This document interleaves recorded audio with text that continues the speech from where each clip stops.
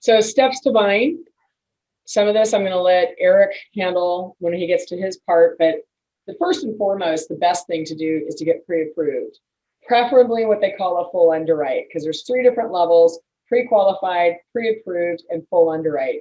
And any of you that have been working with Eric know that he works towards a full underwrite if possible, which means getting all of your documents up front reviewed so that when we go into an offer situation, we're in the most solid position we can be. And as a person who does listing and buying side of transactions, I can tell you on the listing side, that matters.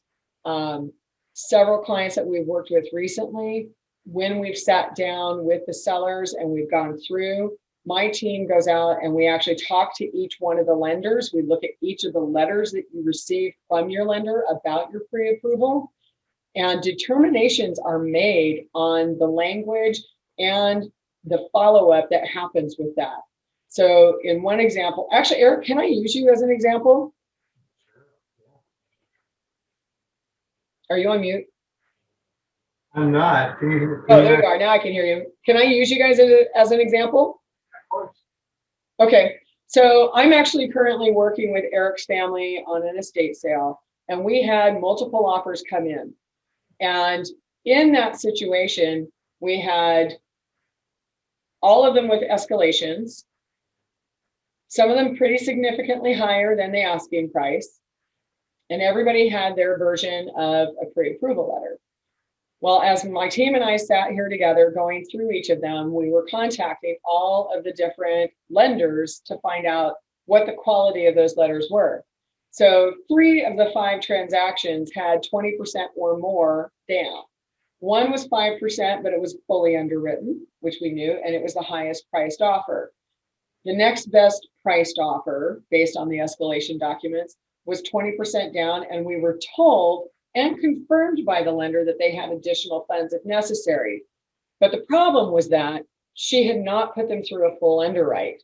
So that meant there was the potential that we could get into contract with them and still have that transaction fail. Even if they had money, their lending could still fall apart.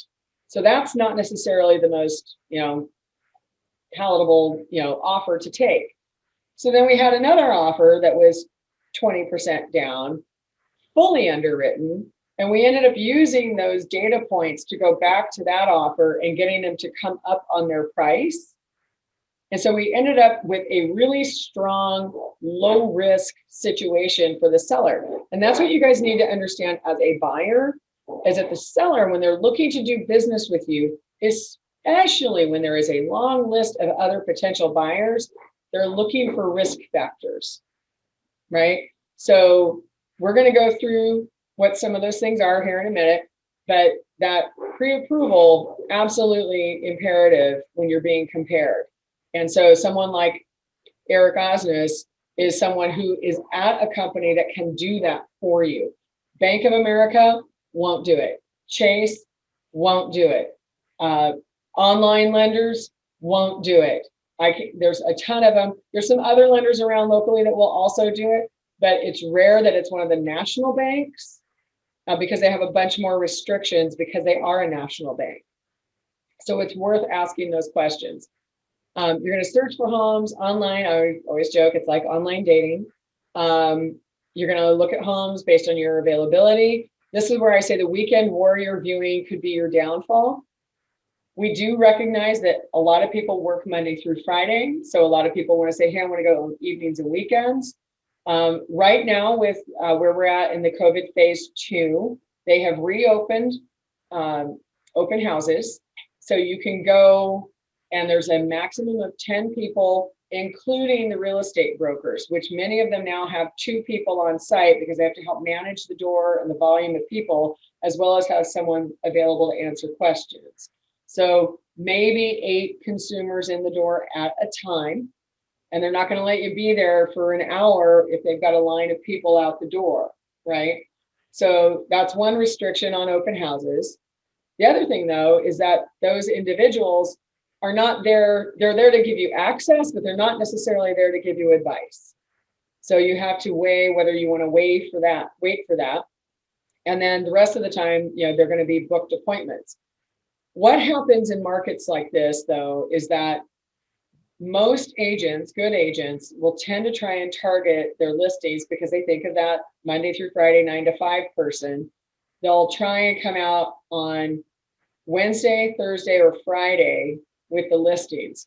And when we're this hyper market, many of them aren't even doing a full week before they do a review of offers. Many of them right now are only allowing 4 days on market. So if you wait till Sunday and they're reviewing on Monday, you've kind of shot yourself in the foot, because if you decide you love that house, you may not have time to get a pre-inspection if that is something that other people are doing. And I'm going to get to those types of things here in a minute. Okay. But just know, if you have some flexibility in your work schedule, or you're able to take some afternoons, right now, as I'm watching the sun about to, go down, we have sunlight until about 6 o'clock, I think it is right now. Yeah, it's 5:25 at the moment. So we have light till about 6, and you can definitely book those appointments on Wednesday, Thursday, Friday pretty easily. But just know that there's a lot of people snapping those appointments up right now. Examples of homes that we're seeing: we had a client competing against 35 offers up in the Linwood area recently. That meant there were a lot of showings to get to that, and it was only a 4-day on market. There have been times where there's expected to be so much demand, they're only allowing for 15-minute windows versus the default of 30-minute windows, because that's the other thing during COVID that we have as a restriction, is that when they're doing showings, we can't layer on top. The fact that they are allowing open houses is unique in that otherwise they will not let 2 agents show at the exact same time. So we have to schedule. And the faster we know from you that you want to see that house, the better the options of you getting a time that works for your schedule. Okay.